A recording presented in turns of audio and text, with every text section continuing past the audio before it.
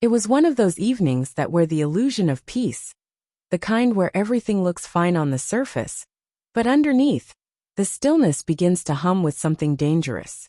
The noise of the week had finally faded, but the quiet didn't feel comforting. It felt like standing in front of a mirror held too close. Close enough to see the things you've spent months trying not to. That night, I didn't set out to destroy my marriage. I didn't plan to break anything. Sarah just showed up unannounced. She always had a sense for when I needed someone, even if I didn't have the courage to say it aloud. We ended up on the couch like we had 100 times before. Two old friends sinking into the comfort of shared history. The room was bathed in the soft flicker of a single lamp.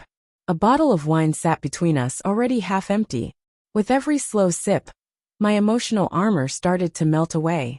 I assumed Nathan was upstairs, maybe in the storage room again, lost in another one of his half-finished projects. Lately, he'd taken to distraction like it was medicine. Our conversations had become mechanical. What to make for dinner, whether we needed more laundry detergent, who forgot to lock the back door. The deeper parts of us had gone quiet. Not out of anger, but out of slow erosion. I don't even remember what triggered it. Maybe it was the wine. Maybe it was Sarah's quiet understanding. Or maybe it was the suffocating weight of what I hadn't been saying. I rubbed my temples, stared at the wall, and let the words slip out like a breath I didn't realize I was holding. Some days, I wish I hadn't married him.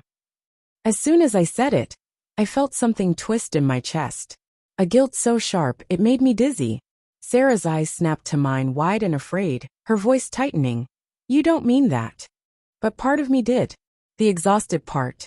The drained, overlooked, emotionally bankrupt version of myself, who had been quietly dying in routine. I still loved Nathan. Or maybe just the version of us that used to exist. The truth is, what we had now didn't feel like love anymore. It felt like maintenance. Like keeping a machine running long after it had lost its purpose. Love had stopped being light. It had become heavy. I didn't know Nathan had heard me. But he had. He must have been standing on the stairs, still and silent in the shadows. I never heard him. But later, when everything collapsed, I would see him there in my mind, frozen, listening to the truth I hadn't meant for him to hear. The next morning, I noticed something was off. Not visually, something in the air. The kind of emptiness that seeps into your bones before you even name it. The coffee machine was still cold. His boots, usually by the door, were missing. His keys weren't in the bowl. I told myself he had left early. Maybe to run errands. Maybe to clear his head. But the silence didn't feel like routine. Nathan always kissed me goodbye. Even when we argued.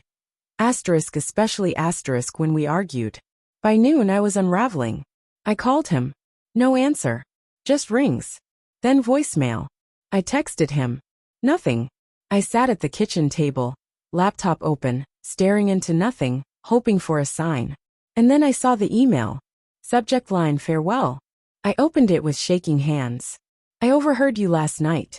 I wasn't supposed to, but I did. You weren't angry. You weren't shouting. That was just your truth.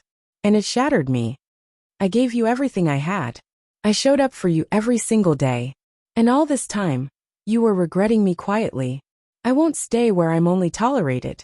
Please don't try to find me. The divorce is already in motion. I've signed. You'll just need to add your name. I'm not bitter. I just refuse to be someone's mistake. Nathan. I read it again. Then again. Each word landed with surgical precision, calm, devastating, final. I raced to his office, hoping it was a cruel joke or a panicked impulse. But the receptionist said he quit that morning. No forwarding address. No contact info. By the end of the day, his phone was disconnected. His social media accounts vanished. No status updates. No breadcrumbs.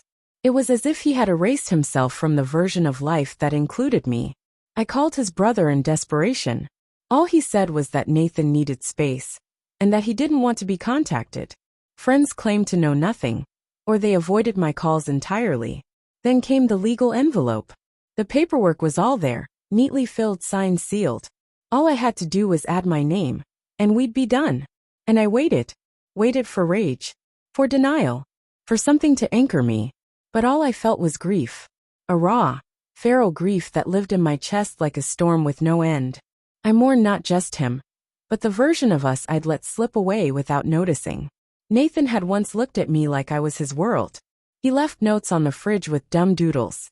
Rubbed my back in the middle of the night when I couldn't sleep. He showed up. Always. And the cruelest part? He hadn't stopped loving me. I just stopped noticing. And those words I said, I didn't even say them to him. I said them about him. When I thought he wasn't listening. Which made it worse.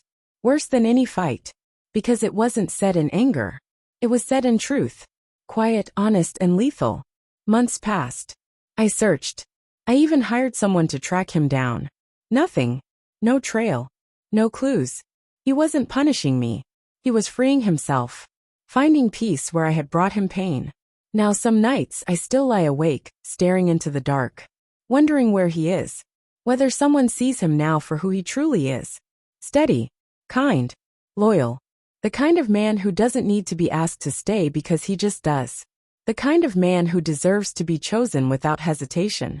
And I think about the sentence he left behind. The one that plays on repeat in my head, like a song with no end. I wasn't angry. I was honest. And it was that honesty that ended everything.